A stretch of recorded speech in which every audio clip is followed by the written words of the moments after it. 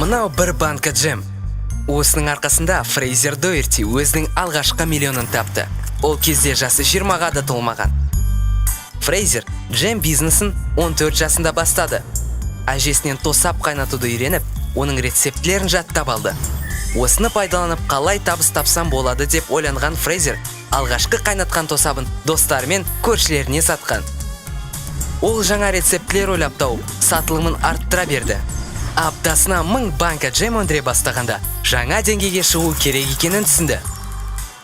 Фрейзер өзі де білместен табысты кәсіпкер ретінде әрекет ете бастады. Өз бизнесінің жаңа мүмкіндігі джем өндірісін ұлғайта алатын фабрикада екенін түсінді. 16 жасар бала Ұлыбританияның түгел дерлік фабрикаларын аралап серіктестік ұсынып шықты.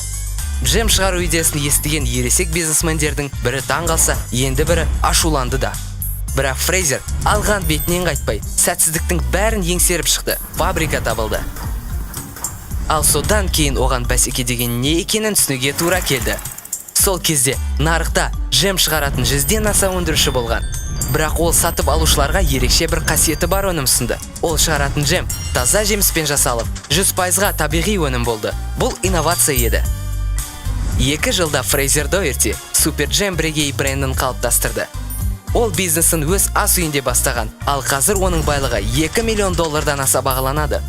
Оның осындай жетістікке жаңа мүмкіндіктерді көре білу, шешім қабылдай білу, табандылық, инновациялық ойлау, аңғарымпаздық, тәуекелге бара білу және мәселені шешуде, шығармашылық таныта білу, өз қатесінен сабақ алу, табысы мен сәтсіздігінен қорытынды шығару, әлемді өзгертуге талпыныс сынды, табысты кәсіпкерге тән қасиеттер таныта білуінің арқасында жетті.